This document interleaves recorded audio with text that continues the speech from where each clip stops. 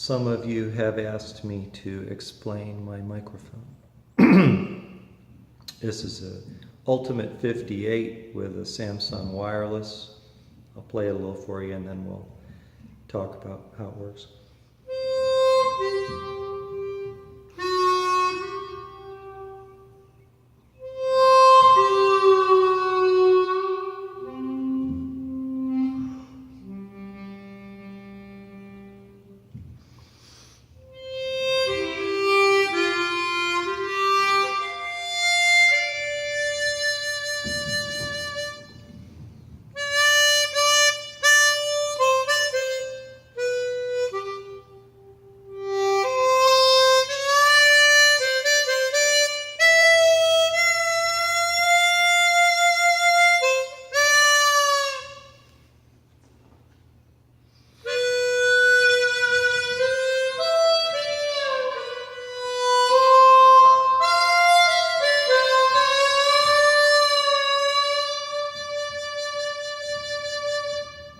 Okay.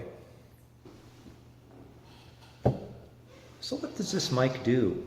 Well, it makes it a lot easier for me to play. You know, the harmonica becomes an input device to an electronic gear, which takes less amount of sound than if I'm trying to actually broadcast with a harp. Harps don't have a lot of volume. They're like a classical guitar. They're not very loud.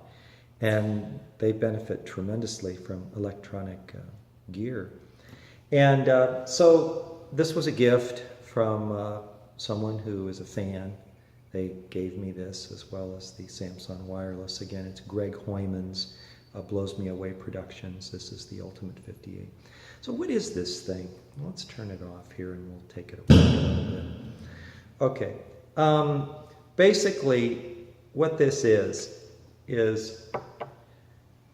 this was originally a Shure SM58 about that long, but they're quite heavy, and because we have to hold these, you know, playing a long time, Greg invented a much lighter instrument. This is it. It's very light, and it has this right here, which is a volume control, and this becomes habit forming because I can balance this instrument out in performance or practice quickly just by turning it without going over to my gear. So I'm really a strong advocate of this. And I played it with a wire for a long time, and the tone I'd say is about 1.5% better, which is a very small increment of improvement over a wireless, but the benefit of being wireless started to be greater and greater, and I eventually abandoned the wire, mainly because when it hit my leg, it would go boom, boom, boom, boom. And sometimes even the sounds from the wire, you know, going in the back of the mic, I just didn't like that. So this thing, you just take it and you just plug it in like the back of the harp, and if you unscrew this thingy, that's where your battery goes, and you put this on. It's got a little on-off switch down here, and then this, to show you the rest of the gear, because you're probably interested, this goes into the Samson wireless, which is connected to the amplifier. It was the young Asian player, when I wrote the book, Leo Ho, who said to me, consider your microphone and your electronic equipment as part of your instrument, and make sure you know how to set them correctly so that when you travel and perform, you can always get a consistent sound. And never heard wiser words, you know, relating to amplification. So he was very, very right about that. I used other microphones and liked them. You know, I enjoyed them. This one is better.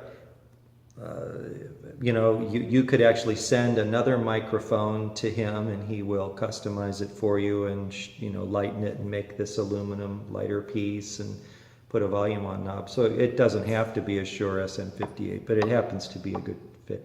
This was the setup for Toots Thielemans. I don't know what kind of amp he used, but he used that mic, and that wireless system toward, you know, the last, I don't know how many years of his life, maybe 7 years. So I figured, well, if Toots used it, it's going to be fine for me. I would say further that Greg has been a nice guy to communicate with. He always touches base and hi, how are you, and very courteous and professional in the way that he handles himself. And I've never known anybody who didn't like the microphone. So I think it's great. So that's what I use. I don't really play acoustically. I started playing acoustically until I tried a mic, and then that was the end of that.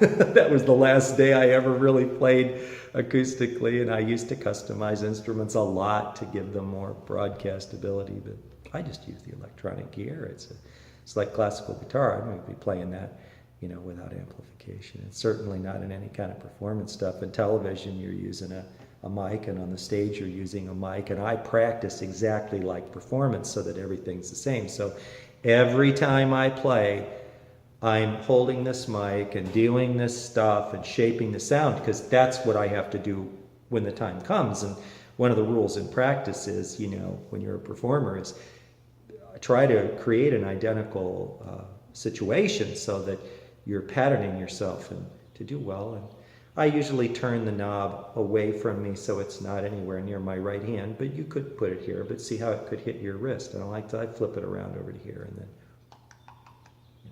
I don't really adjust it much during play. I mean, once I get it dialed in, I'm pretty well done. Anyway, so that's the Greg Neumann Ultimate 58. I'll give it a 10 out of 10 scale.